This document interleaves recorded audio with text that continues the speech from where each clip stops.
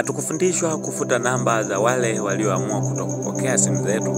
baada ya kujua tumepatwa na matatizo, tuna shida mbalimbali, bali tulifundishwa na mwalimu makini ya kwamba tusiweze kuzieleza shida zetu kwa kila mtu, kwani kujieleza shida zako inawezekana ni chanzo cha kupoteza marafiki walio wengi, ni chanzo cha kutokupokelewa simu zetu,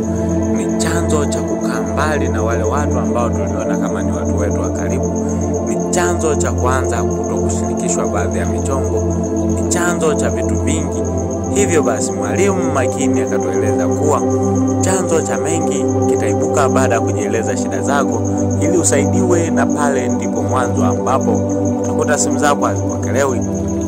utakuta marafiki zako wanajivuta, utakuta watu wako wa karibu wanajitenga na wewe. Na hapo ndipo utakapojiuliza shida ni nini, au utaona umetelekezwa kama ni vile unalaana, lakini ukweli uliopo ni kwamba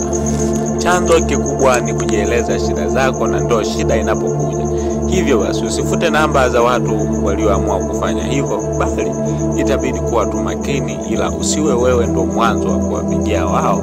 bali subiri mpaka wao siku waje kukupigia, kwa sababu ukiwapigia wao watahisi kama shida zako zile zile zilizokuwa unawapigia kwa kuwaomba msaada ndipo zitakuwa zimerudi tena. Ili usiwe kero kwa watu wengine,